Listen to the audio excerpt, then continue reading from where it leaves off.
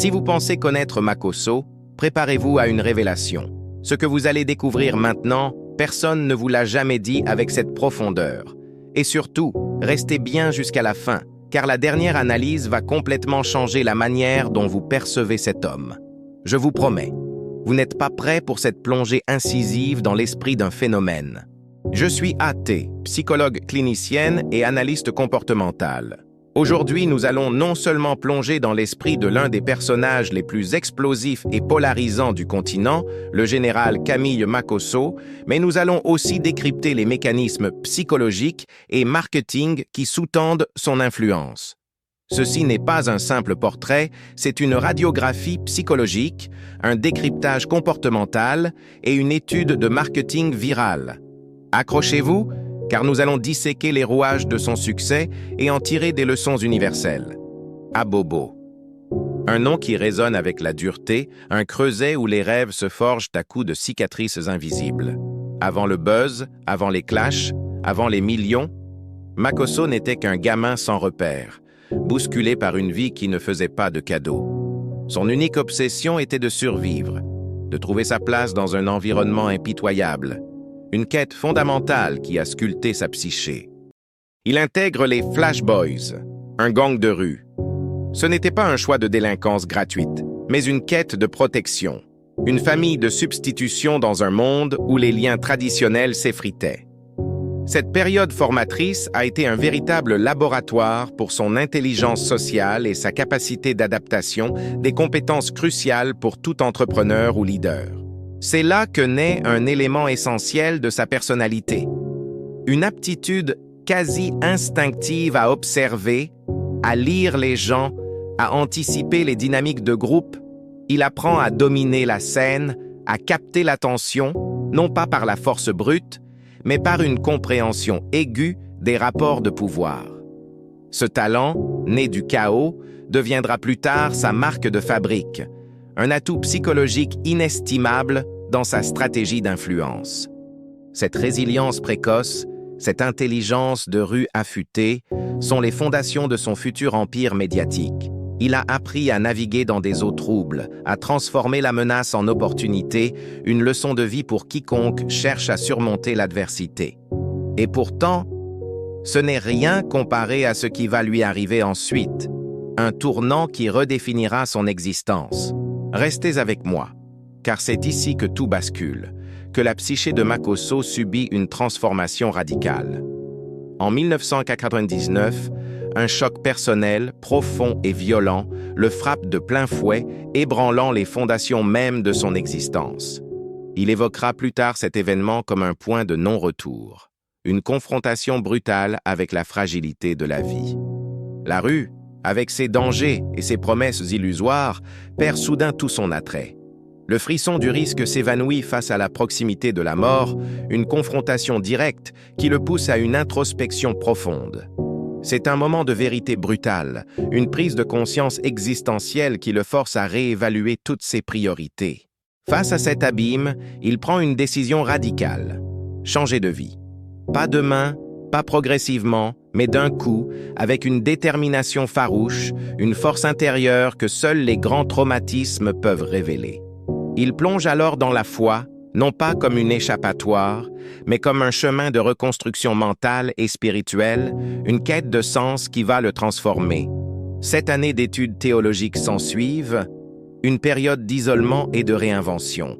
Ce n'est pas seulement un personnage qu'il bâtit, mais une nouvelle identité, ancrée dans des principes et une nouvelle vision du monde.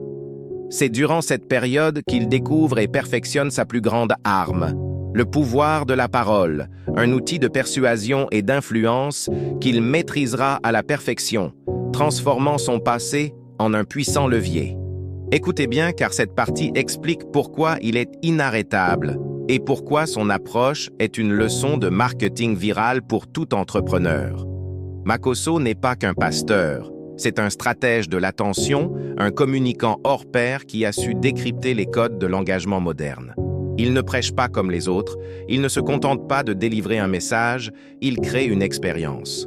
Il raconte des histoires, il dramatise chaque situation, il choque pour provoquer la réaction, il divertit, Il vend des idées. Il motive ses troupes. Il a compris un secret fondamental que la plupart des leaders ignorent. Dans le monde moderne, celui qui contrôle l'attention contrôle l'influence et par extension, le pouvoir. C'est une leçon cruciale pour les marketeurs et les étudiants en communication. Facebook, YouTube, TikTok. Il est omniprésent, une figure incontournable sur toutes les plateformes, adaptant son message à chaque canal.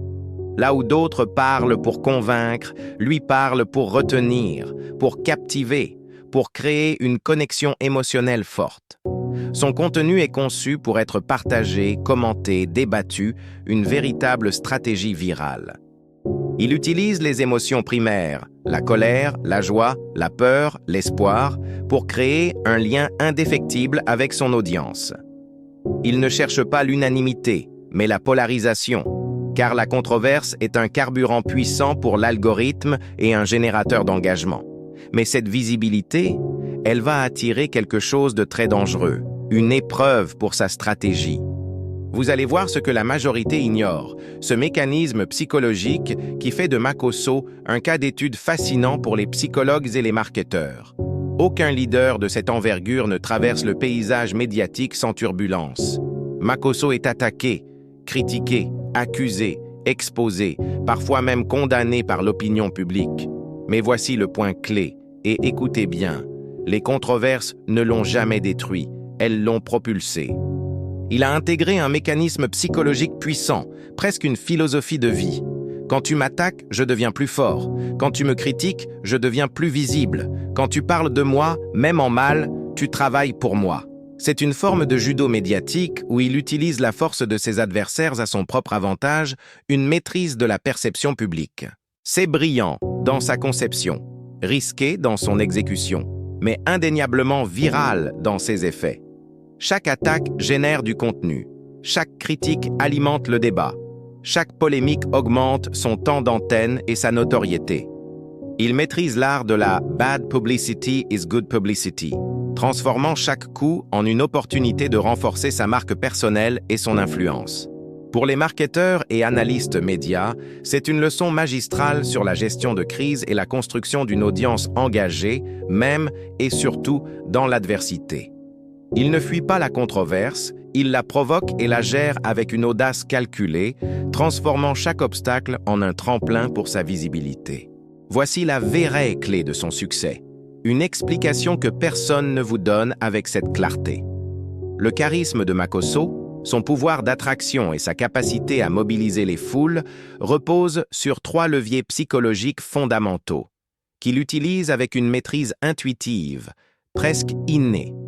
Premièrement, l'authenticité choquante. Il rit aux éclats, il pleure à chaudes larmes, il crie, il claque la table. Il ne joue pas un rôle, il est. Le public, en particulier les jeunes adultes, est avide de figures qui ne se cachent pas derrière un masque social. Cette vulnérabilité assumée, cette expressivité sans filtre, crée une connexion émotionnelle profonde et une identification puissante, une leçon d'humanité pour tous. Deuxièmement, le storytelling brut. Chaque épisode de sa vie, chaque épreuve, chaque victoire devient une scène captivante. Chaque scène se transforme en une leçon de vie, une parabole moderne, un récit épique. Et chaque leçon devient une vidéo virale, un contenu partageable qui résonne avec les expériences de son audience. Il transforme son vécu en un récit où chacun peut se projeter, une maîtrise narrative inspirante. Troisièmement, la disruption permanente. Il casse les codes établis, il bouscule les conventions, il crée la surprise là où l'on attend la conformité. Il dit ce que d'autres n'osent pas dire, il aborde des sujets tabous avec une franchise déconcertante. Dans l'économie de l'attention, où l'information est surabondante, la surprise est la monnaie la plus puissante.